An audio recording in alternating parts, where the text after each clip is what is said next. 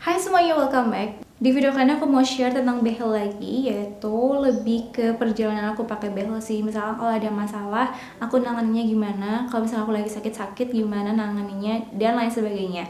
Semoga video kali ini bisa bermanfaat untuk kalian, terutama yang lagi pakai behel. So, happy watching guys! Nah, kalau pakai bracket itu nggak terlepas dari kata sakit ya guys. Sebenarnya rasa sakitnya tuh berbeda dari sakit gigi, jadi kalian nggak perlu khawatir-khawatir banget. Nggak terlalu nyiksa-nyiksa banget karena sakitnya tuh di awal aja, terutama di awal kita pakai bracket, dan kalau nggak di awal kita kalau habis kontrol, habis ada treatment itu agak-agak pegel lah gitu guys. Cuman itu paling lama kalau di aku sendiri itu 1 minggu. Rata-rata ya 3-5 hari aja. Dan sakitnya juga masih bisa ditolerir. Kita masih bisa beraktivitas yang lain, masih bisa buat makan walaupun makan makanan yang lembek, masih bisa buat mikir, tidur dan lain sebagainya, jadi nggak terlalu mengganggu. Dan biasanya kalau misalnya aku lagi pegel-pegel nih gigi dan juga gusinya, yang aku lakuin adalah makan makanan yang lembek ya, of course. Makanan yang lembek itu apa aja? Banyak banget, kayak misalkan pisang, terus juga bubur-buburan, bubur ayam kan sekarang udah enak-enak ya guys. Abis itu makan makanan yang lembek yang lain kayak makan yang dikukus-kukus. Abis itu misalkan sama sekali nggak bisa buat ngunyah, kita bisa bikin jus yang penting mengenyangin, makan yogurt, terus juga susu. Abis itu kita juga bisa makan smoothies, itu ngenyangin banget. Jujur aku juga sering bikin smoothies kalau misalkan bener-bener lagi nggak bisa buat ngunyah. Kalau nggak juga aku makan mie yang dibikin bener-bener lembek biar sampai mulut tuh tinggal dikunyah beberapa kali aja langsung aku telan. Dan yang aku hindarin otomatis adalah makanan-makanan yang keras. Jadi aku nggak dulu nih makan kayak keripik-keripik karena buat gigit nasi pun kadang kerasa begelnya ya kan. Jadi yang penting adalah makan makanan yang lembek-lembek. Nah sekarang makanan yang lembek bahkan yang cair pun banyak yang ngenyangin kok.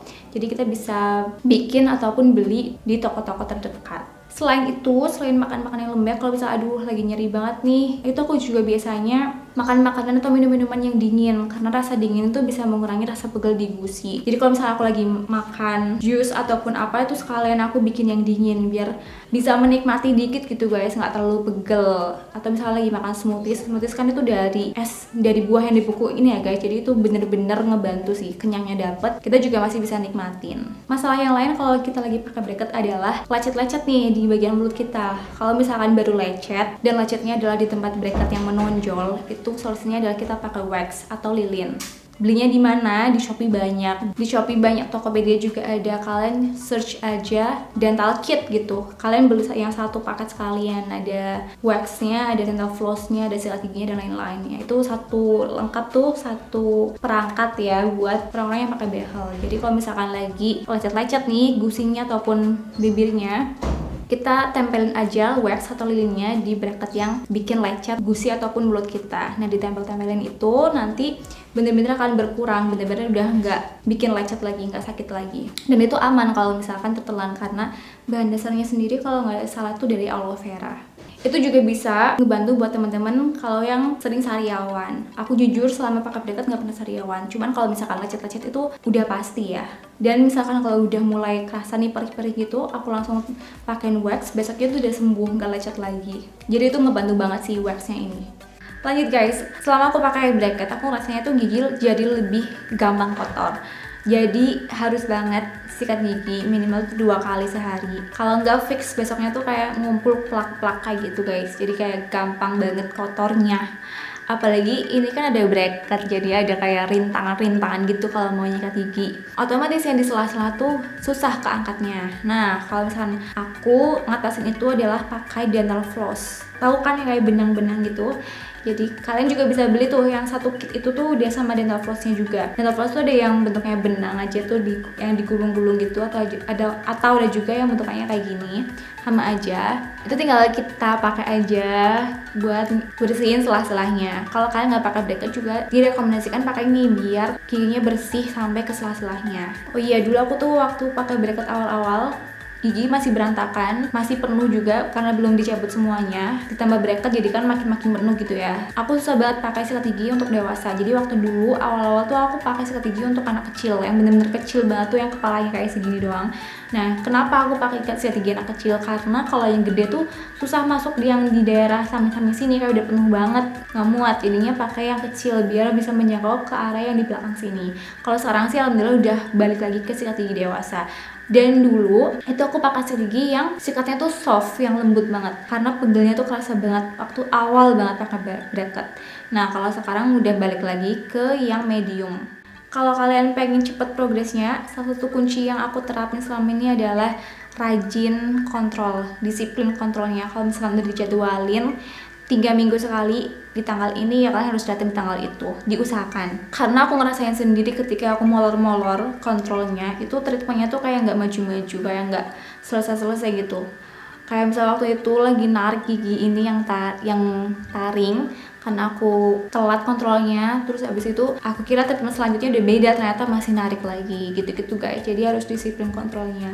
Kalau disiplin seenggaknya tuh progresnya terpantau terus sama dokter. Jadi treatment yang dikasih pun nggak berlarut-larut nih, bisa dari treatment A ke treatment B, C dan seterusnya, nggak ngulang-ngulang gitu.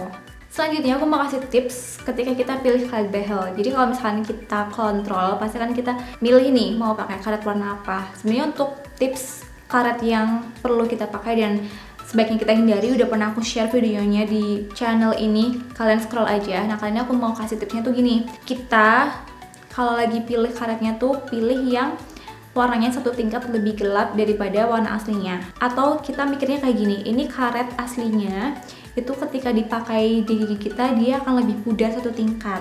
Kenapa? Karena yang asli kan segini nih guys bentukannya, panjangnya. Kalau yang power chain, kalau yang power O ya kecil banget gitu. Ketika udah direntangin ke gigi kita, dia kan otomatis akan melebar gitu ya guys. Warnanya juga akan kelihatan lebih pudar. Jadi hindari warna-warna yang terlalu terang, kayak misalkan warna pink muda, warna kuning. Itu nanti kalau udah dipasang tuh pucat di gigi kita. Apalagi nanti kalau misalnya udah dipakai lama, warnanya lebih muda dan juga lebih gampang kelunturan makanan. Jadi pilihlah warna yang gelap kalau misalkan kalian pengen lebih kelihatan di gigi kita, di bracket kita sini. Warna-warna yang gelap tuh ya kayak warna maroon wine yang bener-bener dark. Terus juga kalau misalnya pengen pakai warna pink, pakailah pink Fanta kayak yang aku pakai ini. Kalau misalnya pakai yang biru-biru kehijau-hijauan, pakailah hijau Tosca atau biru Tosca, jangan yang biru muda. Nah itu, terus biar prosesnya tuh rasanya tuh kayak nggak lama banget adalah dinikmatin. Awal-awal pakai bracket tuh pasti ya giginya masih berantakan, ditambah bracket jadinya kayak monyong banget, kayak penuh gitu satu mulut ini. Ya kan nikmatin aja, nanti lama-lama kan gigi ada yang dicabut, nanti geser gitu. Nah lama-lama nanti tuh akan rapi kalau misalnya kita disiplin kontrolnya, terus kita dengerin anjuran-anjuran dokter.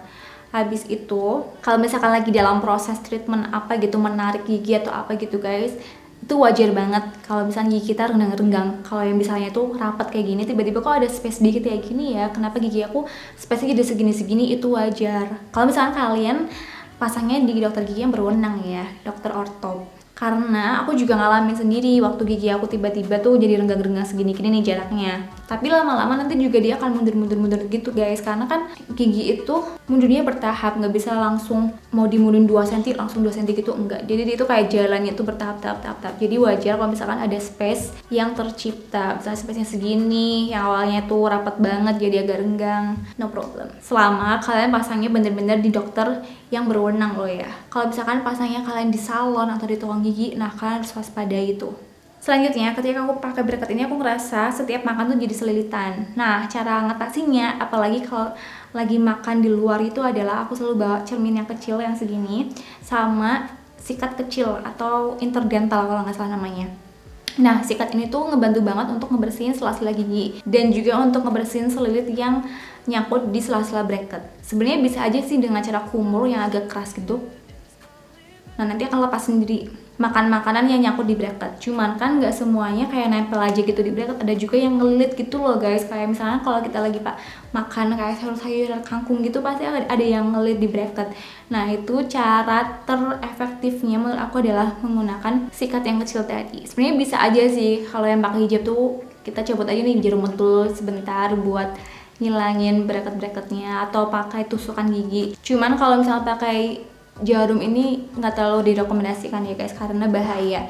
Dan kalau misalkan pakai tusuk gigi, nggak semua tempat makan tuh menyediakan tusuk gigi. Makanya aku bawa interdental itu atau sikat kecil itu. Karena nggak semua tempat makan juga ada toiletnya, dan juga aku kalau makan di luar itu nggak tentu di tempat makan. Jadi bawalah alat ini, interdental ini, untuk menyelamatkan kita dari rasa malu adanya selilip di bracket-bracket.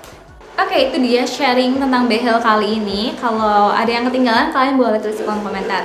Terima kasih buat sudah nonton. Kita akan coba lagi di video selanjutnya.